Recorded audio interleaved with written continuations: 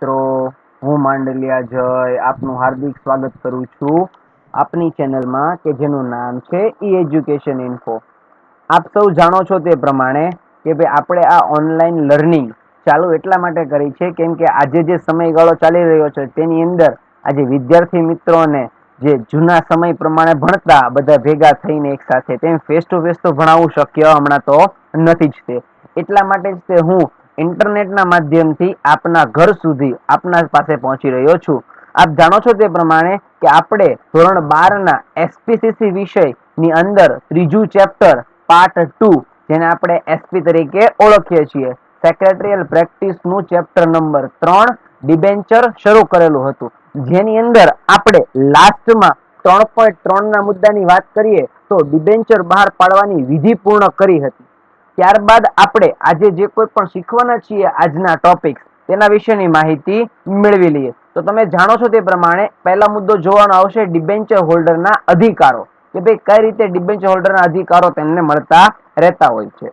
પછી આવે છે ડિબેન્ચર ટ્રસ્ટ ડીડ, તેના વિશે પણ માહિતી મેળવીશું। ત્યાર પછી આવે છે ડિબેન્ચરની ફેરબદલી કરવાની હોય તો શું પ્રોસિજર કરવાની આવે છે ઈ, અને છેલ્લે શેર અને ડિબેન્ચર વચ્ચેનો તફાવત જે ખૂબ જ અગત્યનો છે કેમ કે આજે આપણે જાણીએ છીએ તે પ્રમાણે કે ભાઈ શેરની ખરીદી કરવી વેચાણ કરવું ઈઝી છે, સમજવામાં સરળતા રહે છે, પરંતુ જ્યારે ડિબેન્ચરની વાત આવે છે ત્યારે તેમાં થોડો ઘણો તફાવત રહેલો હોય છે। તો વિદ્યાર્થી મિત્રો, વધારે આપનો સમય ન લેતા હું આપનું મારી ચેનલમાં સ્વાગત કરું છું અને શરૂઆત કરીએ છીએ આપણે ડિબેન્ચર હોલ્ડરના અધિકારોથી। તો ડિસ્પ્લે પર જોઈ શકો છો તે પ્રમાણે ડિબેન્ચર હોલ્ડરના અધિકારોનો સૌથી પહેલો મુદ્દો આવી રહ્યો છે કે ભાઈ નિર્ધારિત સમયે અને નિશ્ચિત દરે વ્યાજ મેળવવાનો અધિકાર। ડિબેન્ચર હોલ્ડરનો સૌથી પહેલો અધિકાર શું આવે છે તો કે તેમને નિર્ધારિત સમયે અને નિશ્ચિત દરે શું મળી જવું જોઈએ? વ્યાજ। ત્યાર પછીનો બીજો મુદ્દો આવી રહ્યો છે સમય મર્યાદા પૂરી થતા નાણાં પરત મેળવવાનો અધિકાર, જેમાં તમને ખ્યાલ છે કે ભાઈ અમુક સમય મર્યાદા પૂર્ણ થયા પછી ડિબેન્ચર હોલ્ડરોને તેના નાણાં પરત કરવાના હોય છે, તો તે નાણાં સમયસર પરત થઈ જાય તેનું પણ ખ્યાલ કંપનીએ રાખવાનો હોય છે, અને જ્યારે સમયસર નાણાં પરત નથી મળતા તો ડિબેન્ચર હોલ્ડરો તેના અધિકારનો ઉપયોગ કરીને કંપની સામે દાવો પણ કરી શકે છે। ત્રીજો મુદ્દો કંપનીની રજિસ્ટર્ડ ઓફિસે રાખવામાં આવેલા દસ્તાવેજોનો અભ્યાસ અને નકલ અથવા તપાસ કરી નકલ મેળવવાનો અધિકાર। હવે જ્યારે તમે કોઈ કંપનીમાં તમારા રૂપિયા ઇન્વેસ્ટ કરો છો તો તમે શેર હોલ્ડર છો કે ડિબેન્ચર હોલ્ડરો, તમારે પાસે અધિકાર છે કે તમે કંપનીની રજિસ્ટર્ડ ઓફિસે જઈ શકો છો અને ત્યાં જેટલા પણ સમયના દસ્તાવેજો છે તેની તમારે કોપી જોતી હોય, તમારે તેની પર અભ્યાસ કરવો હોય કે તેની તપાસ કરીને કંઈક નકલ આધારિત કંઈક સૂચનો આપવાના થતા હોય તો તે બધા અધિકારો ડિબેન્ચર હોલ્ડરોને પણ શેર હોલ્ડરની જેમ મળતા હોય જ છે। પછીનો મુદ્દો આવી રહ્યો છે કે કંપનીની રજિસ્ટર્ડ ઓફિસે જરૂરી ફી ભરીને તમે તે ફી ભરીને તેની માહિતી છે એની કોપી પણ મેળવી શકો છો। તેની અમુક પ્રકારની નિશ્ચિત રકમ ફિક્સ હોય છે જે તમે પે કર્યા પછી કંપનીની રજિસ્ટર્ડ ઓફિસેથી તે જરૂરી દસ્તાવેજોની નકલ પણ મેળવી શકો છો। ત્યાર પછીનો પાંચમો મુદ્દો આવી રહ્યો છે કે કંપની ડિબેન્ચર ધારકો સાથે ટ્રસ્ટ ડીડ ટ્રસ્ટ કરાર કરે છે, તેની જોગવાઈ મુજબ આ કામગીરી થાય છે કે કેમ તેની જાણકારી પણ તે ડિબેન્ચર હોલ્ડરો મેળવવાનો અધિકાર ધરાવે છે। હવે આજે જાણીએ છીએ તે પ્રમાણે કે ભાઈ જ્યારે કોઈ વ્યક્તિ એક કંપનીમાં પોતાના રૂપિયા રોકતું હોય છે તો ડિબેન્ચર ટ્રસ્ટ ડીડ જે શબ્દની વિશે આપણે આની પછીના ટોપિકમાં શીખવાના છીએ, પરંતુ ટ્રસ્ટ કરાર કે ભાઈ ટ્રસ્ટ કરાર શું છે તો કે ભાઈ કંપની અને તેના લેણદારો વચ્ચે એવો કરાર છે કે ભાઈ કંપની શું કરે છે, તમે રૂપિયા આપો છો તેની માટેની બધી જ જોગવાઈઓને અનુસરે છે કે કેમ, અથવા તો તમારા રૂપિયા કંપનીમાં તમે ઇન્વેસ્ટ કર્યા છે તો તે કઈ જગ્યાએ સુરક્ષિત છે, કઈ જગ્યાએ રાખવામાં આવ્યા છે તેના વિશેની પૂરેપૂરી માહિતી મેળવવાનો અધિકાર ડિબેન્ચર ધારકોને રહેલો છે। ત્યાર પછીના મુદ્દાની વાત કરીએ તો છઠ્ઠો મુદ્દો જોઈ શકો છો, તેમના હિતોનું રક્ષણ કરવા માટે ડિબેન્ચર ટ્રસ્ટીની નિમણૂક કરવામાં આવે છે કે ભાઈ તેમના જે કોઈ પણ વ્યક્તિઓ છે, હવે એક સાથે ડિબેન્ચર ધારકો છે એ તો કરોડો લાખોમાં પણ હોઈ શકે છે અથવા હજારોની સંખ્યા આપણે પકડીએ તો પણ, પરંતુ જ્યારે કોઈ વ્યક્તિની મીટિંગ હોય છે તેમ શેર હોલ્ડરોમાં કેમ સંચાલક મંડળ આવ્યું એવી જ રીતે ડિબેન્ચર હોલ્ડરોની અંદર આવે છે ડિબેન્ચર ટ્રસ્ટીઓ, તેની નિમણૂક કરવામાં આવે છે અને જેના આધારે કોઈ પ્રકારની કંપનીની મીટિંગ હોય કે જેમાં ડિબેન્ચર ધારકોના ટ્રસ્ટીઓ છે તેને બોલાવવામાં આવે છે તો તે પૂરેપૂરે અથવા તો બધા જ તે ડિબેન્ચર હોલ્ડરો વતી એવું કાર્ય કરે છે અને અંતે પોતે જે કાર્ય કર્યું છે તેની જાણ ડિબેન્ચર હોલ્ડરોને કરી આપતા હોય છે. અને આવા વ્યક્તિની નિમણૂક ખૂબ જ તે સંભાળીને કરવાની હોય છે, કેમ કે કંપનીના કોઈ પણ વ્યક્તિને જાતે જ તે નિમી દેવામાં આવતો નથી હોતો. પછીના મુદ્દો એના જ રિલેટેડ આપેલો છે કે ભાઈ કંપનીના સંચાલકો ડિબેન્ચર હોલ્ડરોને અસર કરતા મહત્વના નિર્ણયો લેતા પહેલા ડિબેન્ચર ટ્રસ્ટીને વિશ્વાસમાં લેવા પડે છે કે ભાઈ કંપની છે એના સંચાલકો કોઈ પણ પ્રકારનો નિર્ણય લેતા હોય છે તો ત્યારે અડચણરૂપ તરીકે ડિબેન્ચર હોલ્ડરો આવી શકે છે કે ભાઈ અમારા રૂપિયાનું તમે અહીંયા ઇન્વેસ્ટમેન્ટ કરો છો તો ભવિષ્યમાં અમને નુકસાન તો થશે નહીં ને, તેના વિશેની પૂરેપૂરી માહિતી ડિબેન્ચર ટ્રસ્ટીને સમજાવવી પડે છે. અને ત્યારબાદ તે ડિબેન્ચર હોલ્ડર છે અથવા તે લોકો છે તે બધા ભેગા મળી અને નિર્ણય લેતા હોય છે કે ભાઈ હવે આપણે આ કામ છે એ કંપનીને કરવા દેવું કે નહીં. એટલા માટે સૌપ્રથમ ડિબેન્ચર ટ્રસ્ટીને વિશ્વાસમાં લેવા પડે છે.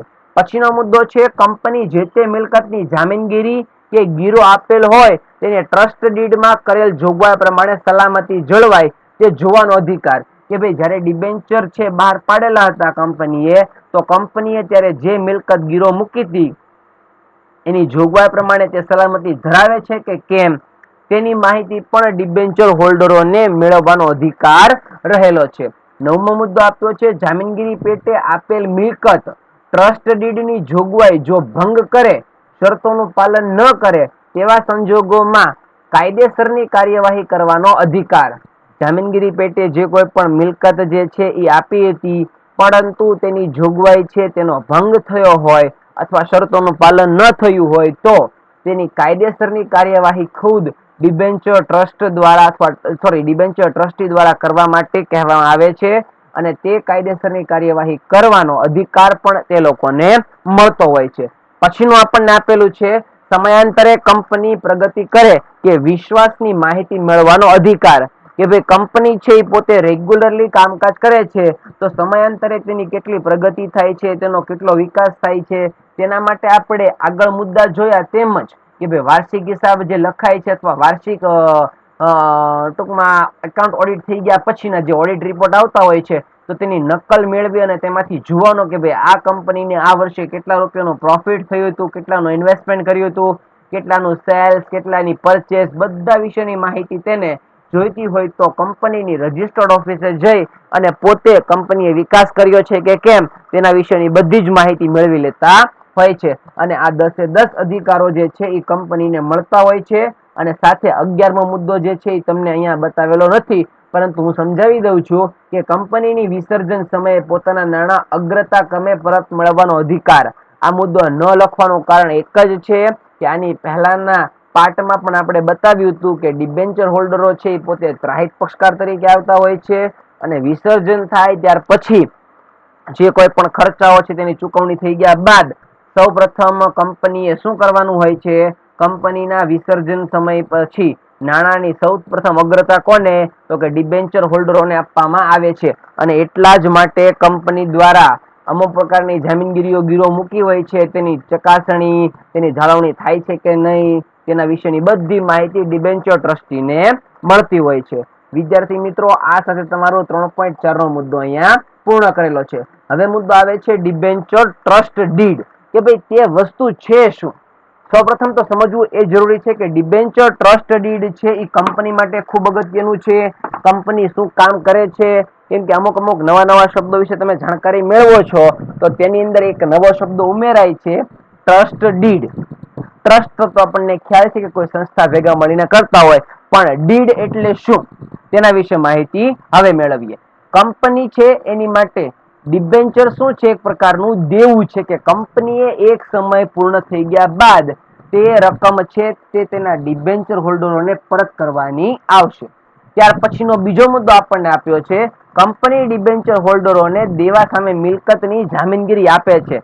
આ મુદ્દો પણ આપણે આગળ જોઈ લીધો છે કે કંપનીની કોઈ પણ પ્રકારની ધારાકીય જોગવાઈઓ છે અથવા કંપનીને જેટલા પણ ડિબેન્ચર હોલ્ડરો છે તેના અધિકારો તેને મળે છે તેમાં કંપનીએ પોતે મિલકત તેની ગીરો મૂકવી જરૂરી છે. ત્રીજો મુદ્દો, ભારતીય કંપની ધારા પ્રમાણે કંપની અને ડિબેન્ચર ધારકો વચ્ચે કાયદેસરનો કરાર કરવામાં આવે છે અને તેની કંપની રજિસ્ટર નોંધણી કરવામાં આવતી હોય છે. અથવા શું કહેવાય છે કે ભાઈ કંપની છે એ ડિબેન્ચર અને કંપની પોતે બંને કાયદેસરનો એવો કરાર કરે છે કે ભાઈ ભવિષ્યની અંદર જ્યારે પણ કોઈ પ્રકારની પ્રોસિજર થશે અથવા કોઈ પ્રકારની અડચણ આવતી હશે અથવા નિર્ણય લેવાના થશે ત્યારે આ બંને વ્યક્તિઓ કંપનીના લેણદારો, જે ટૂંકમાં પૈસા લેનાર વ્યક્તિઓ છે, તે બંને ભેગા મળીને જોશે કે ભાઈ આ સંજોગો છે ઊભા થયા છે તેમાં કંપનીનો વિકાસ પ્રગતિ બરોબર થાય છે કે નહીં, અને જો ન થતો હોય તો એક સમય બાદ કંપનીનું વિસર્જન થશે તો તેમાંથી રૂપિયા પરત મેળવતી વખતે આપણને રૂપિયા પરત મળશે કે કેમ તેની પણ માહિતી આપતા હોય છે. પછીનો ચોથો મુદ્દો છે, આમ કંપની અને ડિબેન્ચર ધારકો વચ્ચે નક્કી કરવામાં આવતી શરતો ના કરારને ટ્રસ્ટ ડીડ, ટ્રસ્ટ કરાર કે ટ્રસ્ટ ન્યાસ કરાર તરીકે પણ ઓળખવામાં આવે છે. કંપની અને ડિબેન્ચર ધારકો વચ્ચે નક્કી કરવામાં આવતી આ શરતો ના કરારને કે ભાઈ કોઈ પણ પ્રકારની શરતો છે એ નક્કી થાય છે તો કરાર મળે છે, તો તે બધાને શું કહી શકાય છે? ટ્રસ્ટ ડીડ, ટ્રસ્ટ કરાર કે ટ્રસ્ટ ન્યાસ કરાર તરીકે પણ ઓળખવામાં આવે છે. પછીનો પાંચમો મુદ્દો છે, કંપનીના ડિબેન્ચર હોલ્ડરો જુદી જુદી જગ્યાએ બિનસંગઠિત રહેલા વહેંચાયેલા હોય છે. બિનસંગઠિત મતલબ કોઈ પણ વ્યક્તિ પોતે એક સાથે એક જગ્યાએ ભેગા તો નથી થઈ શકવાના. મેં કહ્યું એમ ડિબેન્ચર હોલ્ડરો છે તેની સંખ્યા પણ હજારો, લાખો, કરોડોમાં અવેલેબલ હોય તો તે બધા લોકોને ભેગા કરવા પોસિબલ તો નથી જ તે. એટલા માટે શું કરાય છે? ડિબેન્ચર ટ્રસ્ટની કરાર, ટ્રસ્ટીની જોગવાઈ થાય છે અને તેને જ તે બધા પ્રકારના અધિકારો, મૂળ રાઇટ્સ બધા મળતા રહેતા હોય છે. છઠ્ઠો મુદ્દો છે, આ સંજોગોમાં તેમના હિતનું રક્ષણ કરવા માટે ટ્રસ્ટ ડીડની જોગવાઈ પ્રમાણે તેમના પ્રતિનિધિ તરીકે કેટલીક પ્રતિષ્ઠિત વ્યક્તિઓને ટ્રસ્ટી તરીકે નિમાય છે. કેટલીક પ્રતિષ્ઠિત વ્યક્તિઓને જ, એમાં એવું નહીં કે આ વ્યક્તિ છે એ પોતે કામ કરી શકે એમ છે અથવા તો ફ્રી છે તો આપણે તેને લઈ લ્યો, એને ટ્રસ્ટી બનાવી દો, નહીં. કેમ કે અમુક પ્રકારના સંજોગો ઊભા થશે જ્યારે કંપનીને ડિબેન્ચર ધારકોના ટ્રસ્ટી છે તેની નિમણૂક કરી છે, તેના નિર્ણયની જરૂરિયાત પડશે ત્યારે તે વ્યક્તિ પોતે સક્ષમ ન હોય નિર્ણય લેવા માટે તો કંપની માટે તે ખૂબ ખરાબ કહી શકાય તેવું પગલું થઈ જાય છે અને તે માટે જ તે કહેવામાં આવે છે કે કંપનીએ પોતે ટ્રસ્ટ ડીડની અંદર કરાર કર્યા બાદ અથવા કરાર કર્યા પહેલા ટ્રસ્ટીની નિમણૂક એવી કરવાની હોય છે કે જે પોતે પ્રતિષ્ઠિત વ્યક્તિ છે અને સાથે કોઈ પ્રકારના નિર્ણય લેવામાં પણ સક્ષમ હોય છે. સાતમો મુદ્દો આપ્યો છે, જે ડિબેન્ચર ધારકોના વિશાળ સમુદાયનું પ્રતિનિધિત્વ કરે છે. ડિબેન્ચર ધારકોનો વિશાળ સમુદાય એટલે મેં કહ્યું એમ કે સંચાલક મંડળ કેમ એક પોતે ઊભું હોય છે, લાખો, કરોડો, અબજો શેર હોલ્ડરોના પ્રતિનિધિ તરીકેનું કામ એક સંચાલક મંડળ આખું કરતું હોય છે. તો વિચાર કરી શકાય કે કેટલા લોકો સાથે મળીને કામ કરતા હોય છે અને તેનું એક વિશાળ સમુદાયના પ્રતિનિધિ તરીકે કોણ? તો કે ડિબેન્ચર ટ્રસ્ટી આવતો હોય છે. પછીનો આઠમો મુદ્દો, આ ડિબેન્ચર ટ્રસ્ટીઓ ડિબેન્ચર ધારકોનો વિશ્વાસ સંપાદન કરીને તટસ્થ રીતે હિત રક્ષણ માટે કાર્ય કરે છે. કે ભાઈ એ લોકોને પણ ખ્યાલ છે કે ભાઈ ડિબેન્ચર ધારક તો હું પણ છું, હવે જ્યારે મને પણ નુકસાન થઈ શકતું હોય તો બીજા બધાને પણ નુકસાન થશે જ. તેટલા માટે શું કરાય છે? તો કે તેટલા માટે તેમના હિતના રક્ષણના કાર્ય માટે કંપની દ્વારા ડિબેન્ચર ધારકોને વિશ્વાસ સંપાદન થાય તેવા વ્યક્તિની તો પહેલા નિમણૂક થાય છે અને ત્યારબાદ તે વ્યક્તિ પોતે કોઈ પણ પ્રકારના નિર્ણય લઈ શકે એના માટેની પણ તેને જોગવાઈ મળતી હોય છે. પછીનો મુદ્દો આપણે જોઈએ તો કંપનીના સ્થિર કે અસ્થિર બોજની પરિસ્થિતિ ઉદ્ભવે ત્યારે ટ્રસ્ટ ડીડની જોગવાઈ પ્રમાણે કાર્યવાહી કરવામાં આવે છે. ઘણી વખત એવું થતું હોય છે કે ભાઈ કંપનીની સ્થિર મિલકત કે જેની પર કંપનીએ પોતે એવી પરિસ્થિતિ ઊભી થઈ ગઈ હતી કે તેને ગીરો મૂકી હતી તો તેની માટે પણ તેને અમુક સમય પછી વેચવાની આવતી હોય તો તેની જોગવાઈનું પાલન પણ ટ્રસ્ટ ડીડના કરાર પ્રમાણે જ કરવું જરૂરી છે. કેમ કે સપોઝ બની શકે અથવા ધારો કે થઈ શકે એવું કે ભવિષ્યમાં કંપનીને વહેંચવાની આવે પણ તેની પર ઓલરેડી અત્યારે મિલકત ગીરો મૂકી હતી તો તેની કાર્યવાહી કેમ કરવાની તેના વિશેની બધી માહિતી ટ્રસ્ટ ડીડના કરારમાં શક્ય હોય તો ઉમેરી દેવાની રહેશે. પછીનું, ટ્રસ્ટ ડીડની કંપની રજિસ્ટરમાં નોંધણી થયા પછી જો તેમાં ફેરફાર કરવા હોય તો ડિબેન્ચર હોલ્ડરોની સામાન્ય સભા બોલાવવાની આવે છે અને તે સામાન્ય સભાની અંદર તમારે નિર્ણય લેવાના હોય છે કે ભાઈ ડિબેન્ચર હોલ્ડરો છે તે બધા લોકોની સહમતિ પછી આપણે ડિબેન્ચર ટ્રસ્ટ ડીડમાં ફેરફાર કરીશું કે કેમ. આને કહી શકાય ડિબેન્ચર ટ્રસ્ટ ડીડમાં એક પણ પ્રકારનો ફેરફાર કરવા માટે તેની સામાન્ય સભા, મતલબ કઈ તો કે બધા ડિબેન્ચર હોલ્ડરોની શક્યતા હોય તો સભામાં હાજરી અને ત્યારબાદ તેમની સહમતિ પછી ફેરફાર કરવાના આવતા હોય છે. પછીનો એક મુદ્દો એવો આપ્યો છે આપણને કે એની અંદર કંપની ધારાના ડિબેન્ચર ટ્રસ્ટ ડીડ હોય છે તો તેમણે એક પ્રકારનું ફોર્મ ભરવાનું હોય છે અને તે ફોર્મની બધી જ માહિતી આપણને નીચે પ્રમાણે આપેલી છે. તો સૌપ્રથમ વિદ્યાર્થી મિત્રો શરૂ કરીએ આપણે તેની માહિતી.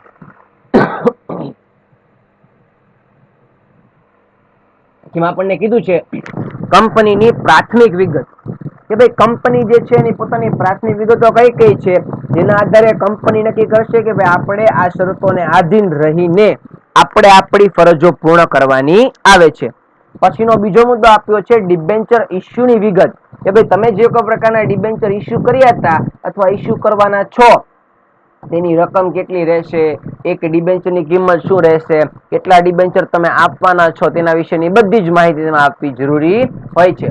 જામીનગીરી અથવા ગીરો મિલકતની વિગત કે ભાઈ એ પ્રકારનું ફોર્મ છે ડિબેન્ચર ટ્રસ્ટ ડીડ, તેની અંદર તમે જે મિલકત ગીરો મૂકી છે તેના વિશેની પણ માહિતી તેમાં આપવી જરૂરી બની જાય છે.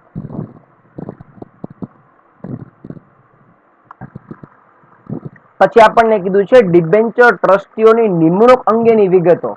આ ફોર્મ છે તેની અંદર તમે જે ટ્રસ્ટીઓની નિમણૂક કરી છે તેના માટેની પણ વિગતો લખવી જરૂરી છે કે ભાઈ ભવિષ્યમાં ટ્રસ્ટી છે એ પોતે રિટાયર અથવા તો કહી શકાય કે પોતાના પદ ઉપરથી કામકાજ છોડવા માંગતા હોય ત્યારે શું કરવાનું આવશે, ત્યાર પછી નવા ટ્રસ્ટી નિમણૂક કરવી તો શું કામકાજ કરવાનું આવશે, અથવા તો સમય સંજોગોમાં આકસ્મિક રીતે વ્યક્તિને છૂટું થવું પડતું હોય તો શું કામ એમાં કરવાનું આવશે. પાંચમો મુદ્દો આપ્યો છે જવાબદારી નિભાવવામાંથી છૂટની વિગત. ઘણી વખત એવું થતું હોય છે કે ડિબેન્ચર ટ્રસ્ટ ની અંદર જે વ્યક્તિ પોતે સમાવેશ થાય છે તે પોતે પ્રતિષ્ઠિત તો છે પણ પોતે તેની બધી જવાબદારીઓ શક્ય નથી કે નિભાવી શકે. તેની પાસે શક્ય એટલા પાવર્સ છે, મતલબ કહી શકાય કે પોતે નિર્ણય શક્તિ સારી ધરાવે છે, કંપનીની અંદર ફ્યુચર સારું છે કે ઇન્વેસ્ટમેન્ટ કર્યા પછી કંપનીને પ્રોફિટ થશે, લોસ થશે, તેની બધી માહિતી છે, પરંતુ તે પોતે ત્યાં આવીને કામકાજ કરી શકે નથી તો તેમાં તેને છૂટ આપવી કે કેમ તેના માટેની માહિતી અંદર આપવામાં આવતી હોય છે. છઠ્ઠું, કંપનીને બંધન કરતા શરતો કે જોગવાઈઓ.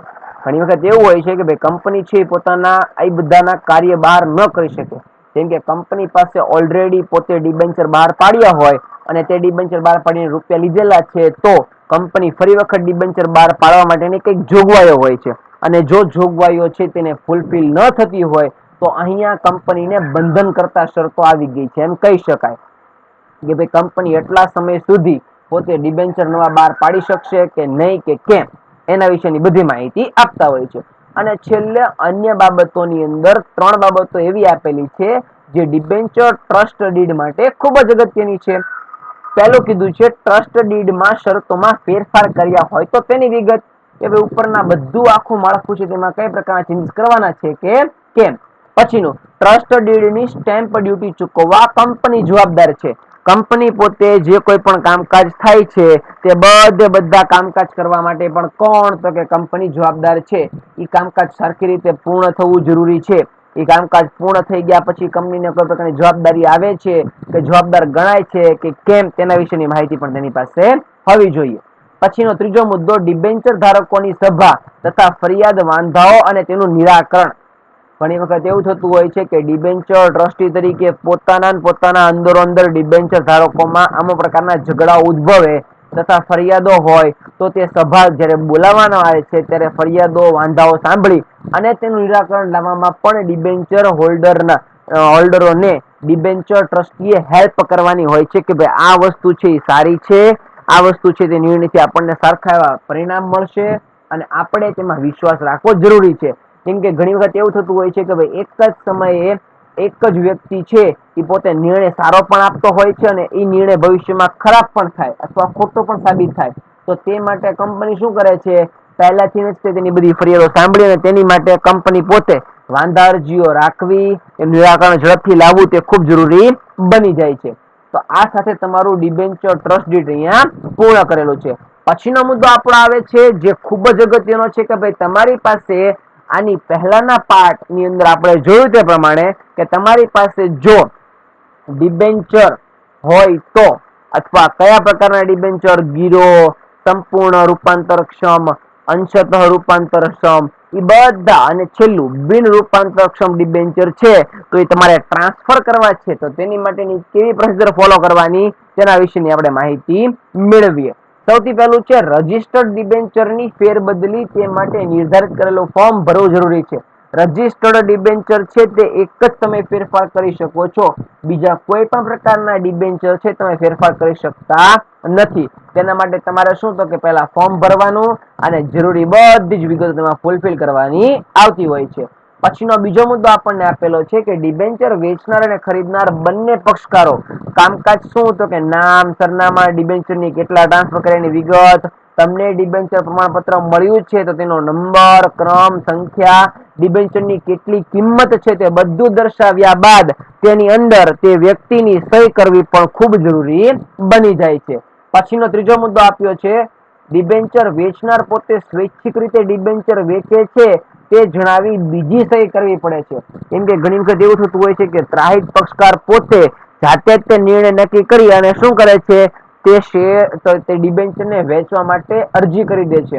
તો તે માટે કીધું છે કે જ્યારે તમે સ્વૈચ્છિક રીતે ડિબેન્ચર વેચો છો તો તે માટે તમારે ઉપર તો સહી કરી હતી, ત્યાર પછીની બીજી સહી પણ કરવી અગત્યની બની જાય છે. ચોથો મુદ્દો આપણને આપ્યો છે ડિબેન્ચર પ્રમાણપત્ર અને ફેરબદલી ફોર્મ કંપનીની રજિસ્ટર્ડ ઓફિસે રજૂ કરવાનું હોય છે. અત્યારે તો ઓનલાઈન આવી ગયેલું છે જેના કારણે કંપની દ્વારા શું કરાય છે તો કે તમારા પ્રમાણપત્ર છે એ બધા નીકળી ગયેલા છે. ઓનલાઈન ફોર્મ આપેલું હોય છે તેની અંદર બધી માહિતી ફૂલફિલ કરીને તમે તમારી રીતે જ તે રજિસ્ટર્ડ ઓફિસ સુધી તે ફોર્મને પહોંચાડી શકો છો.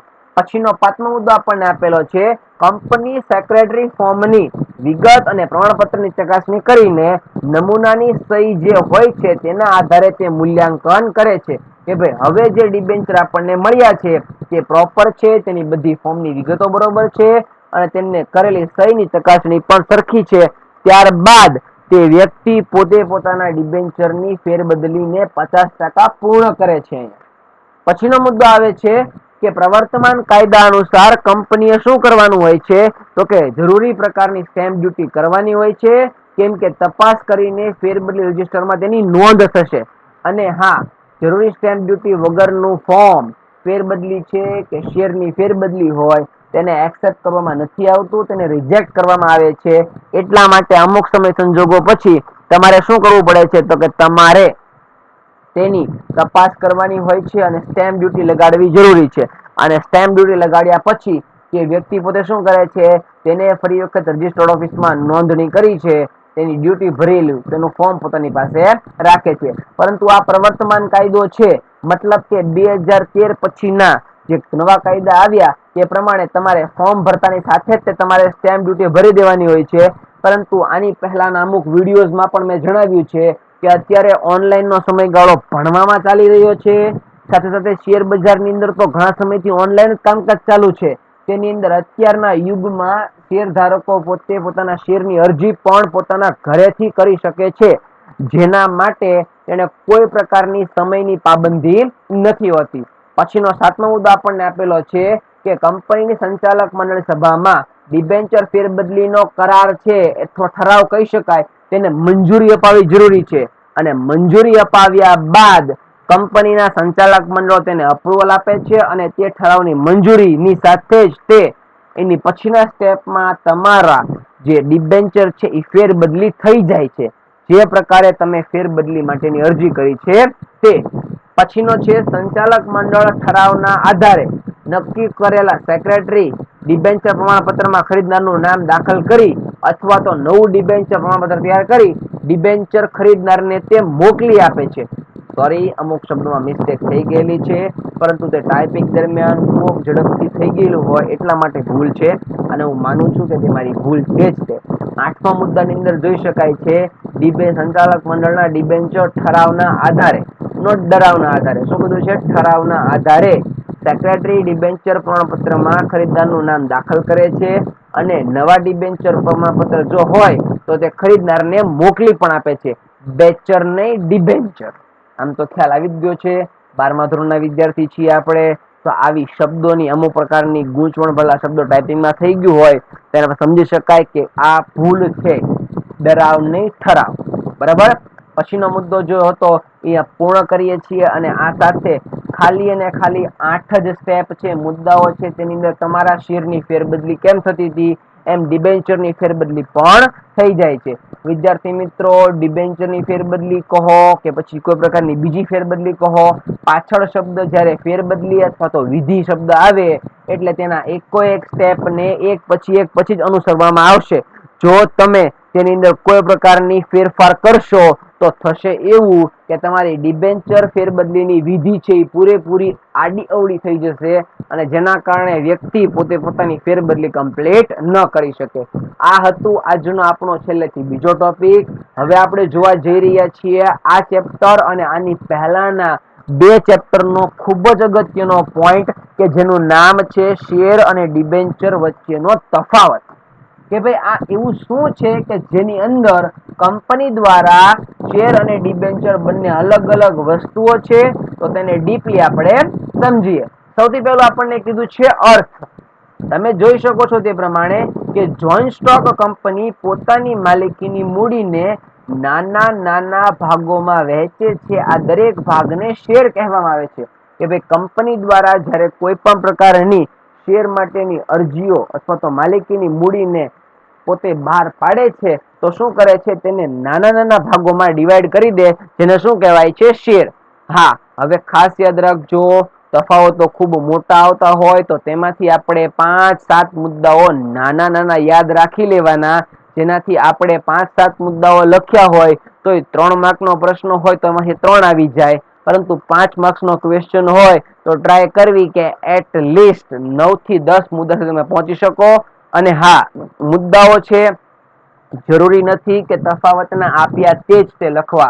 તમને તમારી જાતે 2 ટોપિક છે તેને ભેગા કરી અને કંઈક મુદ્દો નવો બનાવવામાં આવતો હોય તો પણ તમે તેને બનાવી શકો છો. ડિબેન્ચરની અર્થની અંદર વાત કરીએ તો જોઈન્ટ સ્ટોક કંપની જાહેર જનતા પાસેથી જે રકમ ઉછીની મેળવે તેને ડિબેન્ચર કહેવાય છે. જોઈન્ટ સ્ટોક કંપની પોતે જ્યારે જાહેર જનતા પાસેથી ઉછીની રકમ, ઓલાની અંદર કેવી તો કે માલિકીની મૂડી અને આની અંદર ઉછીની મૂડી, તો વિચાર કરજો કે માલિકીની મૂડી અને ઉછીની મૂડીમાં શું તફાવત આવે છે. પછીનો મુદ્દો છે મૂડી. હવે જો તમે તેને ધ્યાનથી ઉપરનો મુદ્દો સમજ્યો હોય તો ઉપરના શબ્દમાં જ આવી ગયું હતું કે માલિકીની મૂડી. તો શેર કેવી મૂડી છે, તો કે ભાઈ શેર જે છે એ પોતે માલિકીની મૂડી છે. જ્યારે કંપનીની અંદર ઉછીની મૂડી લીધી હોય તો એ કેવી મૂડી કહેવાય છે, ડિબેન્ચર. એટલા માટે કહેવાય છે કે ઉછીની મૂડી છે એ ડિબેન્ચર છે અને માલિકીની મૂડી શું છે તો કે શેર. પછી તમને કીધું છે કે વળતર. વળતરની અંદર કીધું છે કે કંપની નફામાંથી વળતર તરીકે શેર પર ડિવિડન્ડ આપે છે. કંપની પોતાનો જે કોઈ પણ નફો થાય છે તેમાંથી શું કરે છે, ડિવિડન્ડ આપે છે. અને બીજું, કંપની ડિબેન્ચર પર વળતર તરીકે શું આપે છે, વ્યાજ. આની ઉપરથી શોર્ટ મુદ્દો બનાવવો હોય તો બની શકાય. શેર પર વળતર તરીકે ડિવિડન્ડ અપાય છે જ્યારે કંપની ડિબેન્ચર પર વળતર તરીકે વ્યાજ આપે છે. પછીનો મુદ્દો આપણને આપ્યો છે વળતરનો દર. તો યાર આ તો આપણે જ્યારથી ચેપ્ટર શરૂ કર્યું શેર ત્યારથી આપણને ખબર છે કે ડિવિડન્ડનો દર કેવો હોય છે, અનિશ્ચિત. કેમ કે આપણે એક ઉદાહરણ ખૂબ જ સારી રીતે સમજીએ છીએ કે ભાઈ આજે દુકાનનો માલિક જે છે એ ગલ્લાની અંદર કેટલી આવક થઈ એ પોતે માલિક છે તો શું હોય, 1000, 2000, 500, 100 જેટલાની પણ આવક થઈ છે, શું પોતે પોતાની રીતે દર એનો કેવો હોય છે, અનિશ્ચિત. મતલબ કોઈ દિવસ ફિક્સ નહીં. જ્યારે ડિબેન્ચર હોલ્ડરોને શું હોય છે, વ્યાજનો દર નિશ્ચિત હોય છે અને નફો થાય કે ન થાય વ્યાજ ફરજિયાત ચૂકવવાનું. અને આની કમ્પેરિઝન આપણે કોની સાથે કરી હતી તો કે દુકાનના નોકરની સાથે. એટલા માટે કેમ કે દુકાનનો માલિક જે છે એ પોતે પોતાની રીતે પોતાના ઘરે નફો છે એ ઓછો લઈ જવો હોય તો લઈ જઈ શકે છે, પરંતુ ડિબેન્ચર છે એ પોતે દુકાનનો કારીગર છે અથવા તો વર્કર છે, જેનું પૂરેપૂરું વળતર તમારી જે દુકાન છે તેના કામકાજથી ચાલે છે. તો તમે તેને કામકાજમાં કઈ પણ પ્રકારની ઓછી રકમ ન ચૂકવો. એટલા માટે કીધેલું છે નફાનો થાય કે નુકસાન અથવા તો નફો ન થાય તો શું તો કે તેને વ્યાજ તો ફરજિયાત ચૂકવવું પડે જ છે. પાંચમો મુદ્દો આપણને આપ્યો છે માલિકી. શેર હોલ્ડર એ કંપનીનો માલિક છે, ત્યારે ડિબેન્ચર હોલ્ડર શું છે? કંપનીનો લેણદાર. પછીનો મુદ્દો કીધું છે જોખમ.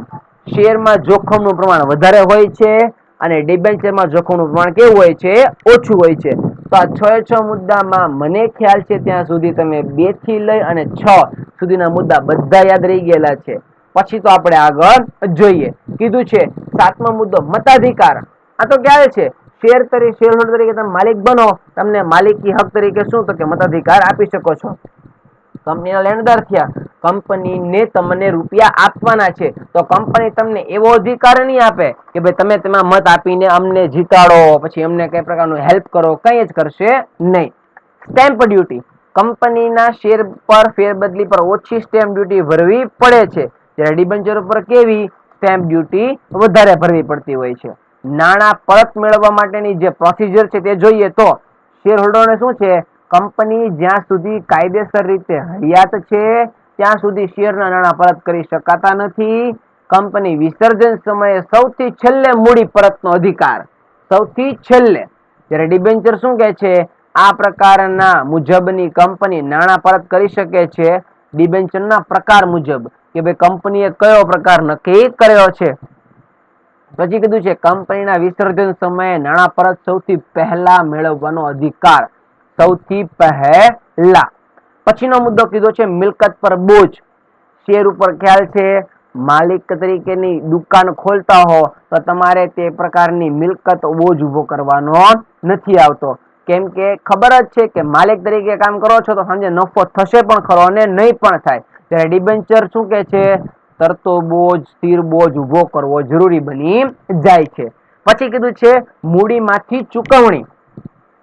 તમે છે એ કંપની પોતે પોતાની જે શેર પર ડિવિડન્ડ આપવાનું હોય છે એ મૂડીમાંથી આપી શકતા નથી. કેમ કે કંપનીનો માલિક પોતે છે એ જે રૂપિયા લાવ્યો હોય છે તેમાંથી રૂપિયા ઘરે લઈ જાય તો તેને કઈ નફો ન કહેવાય. જ્યારે ડિબેન્ચર જે છે એને જોગવાઈ પ્રમાણે શું? મૂડીમાંથી વ્યાજ આપવું હોય તો આપી શકે છે. કેમ કે વ્યક્તિ પોતે ઘરેથી જે રકમ લાવ્યો છે તેમાંથી તે પોતાના નોકરને તો રૂપિયા આપશે જ. અંકુશ. શેર હોલ્ડરો કંપનીના વહીવટ પર અંકુશ ધરાવે છે. આજે દુકાનના માલિક તરીકે જોઈએ તો દુકાનદાર પોતે શટર ક્યારે પાડી દેશે તે આ મુદ્દાથી સમજીએ તો તેને અંકુશ લાવવો હોય તો લાવી શકે છે ગમે ત્યારે. એટલે કહી શકે કે ભાઈ હવેથી આપણે રૂપિયા જે છે હવેથી આપણે જે કોઈ પ્રકારનો વહીવટ કરીએ છીએ તેની અંદર આજે આપણે વહીવટ નહીં કરીએ, આજે આપણી દુકાન બંધ રાખીશું. પછીનું ડિબેન્ચર ધારકો કંપનીના વહીવટ પર અંકુશ ધરાવતા નથી, કેમ કે પોતે યાર દુકાનનો કારીગર છે. હવે એને તો ફિક્સ જ છે દુકાન માલિક ખોલે કે ન ખોલે પગાર તો મને આપવાના જ છે, પરંતુ તેના હિતના રક્ષણ માટે ડિબેન્ચર ટ્રસ્ટની નિમણૂક કરવી જરૂરી બની જાય છે. અને આજના ટોપિકનો સૌથી છેલ્લો મુદ્દો વાત કરીએ, કંપની વિસર્જનની માંગણી. શેરધારક કંપનીના વિસર્જનની માંગણી નથી કરી શકતા. ડિબેન્ચર ધારકો કંપનીના વિસર્જનની માંગણી કરી શકે છે. કેમ કે ભવિષ્યમાં બની શકે કોઈ પ્રકારના રૂપિયા પરત કરવાના હોય અને ન કરી શકાય તે સમયે શું કરવું પડે? કંપનીએ તે રૂપિયાને પરત કરવા જરૂરી બની જાય છે. એટલા માટે કંપનીએ પોતે તેને વિસર્જન કરી આપવું જરૂરી બની જાય છે. તો વિદ્યાર્થી મિત્રો, આ સાથે જ તે આજે આપણે આ લેક્ચર ઓવર કરીએ છીએ. સાથોસાથ આપને ખ્યાલ ન હોય તો જણાવી દઈએ કે ઓલરેડી આપણે ઘણા ખરા ચેપ્ટર્સ પૂર્ણ કર્યા છે. ઘરે અને ઘરે તે ભણતા રહીએ છીએ. તો યાદ રાખો કે તે બધું વાંચતા રહો, કેમ કે બોર્ડની પરીક્ષા જે છે એ આવવાની છે જ તે. એમાં તો કઈ એવા સંજોગો છે નહીં કે પરીક્ષા ડ્રોપ થઈ જશે કે પછી તમને આ વર્ષે માસ પ્રમોશન આપ્યું તેમ આપી દેશે. વિદ્યાર્થી મિત્રો, આ વિડીયો જોયા પછી આજે આપણે જોઈએ તો ઓલરેડી એસપી ના ત્રણ ચેપ્ટર જે છે એ પૂર્ણ થઈ ચુક્યા છે. મતલબ કે અડધા ઉપરનો સિલેબસ પૂર્ણ થવા ઉપર અડધો સિલેબસ પૂર્ણ થઈ ગયો છે. તો યાદ રાખો કે ભાઈ આપણે વિડીયોઝ જે છે એ ઘરે જોવાના છે અને વિડીયો જોઈને જ આપણે હમણાં તો ભણવાનું છે. તો આ જ રીતે આપ ભણતા રહો. અને હા, આપણે જે પ્રકારે સપોર્ટ આપો છો વિડીયોઝ જોઈને તેનાથી મને તો એવું લાગે છે કે આપણે વિડીયોઝ જે છે તેના આધારે ખૂબ સરખી રીતે ભણીએ છીએ. તો વિદ્યાર્થી મિત્રો, આને આ જ રીતે વિડીયોથી ભણતા રહો. આપના વિદ્યાર્થી મિત્રો છે, ફ્રેન્ડ સર્કલ છે, તેની પરિસ્થિતિને સમજતા ખ્યાલ આવતો હોય તો તેને આ વિડીયોની લિંક શેર કરો અને તેમને ખાસ કહો કે ચેનલને સબસ્ક્રાઇબ કરવાનું ભૂલે નહીં, જેનાથી આપણને ભવિષ્યમાં કોઈ પ્રકારના વિડીયો છે તેની લિંક છે તે મિસ થઈ જાય નહીં અને જેના કારણે આપણે દરરોજ રીતે એમાં અપડેટ રહેતા રહો. વિદ્યાર્થી મિત્રો, હું કંઈક નવા સબ્જેક્ટ, નવા સિલેબસ સાથે નવા ઓલામાં આવી રહ્યો છું. તો ત્યાં સુધી ઘરે રહો અને હંમેશા ભણતા રહો. આપનો આભાર. Thank you.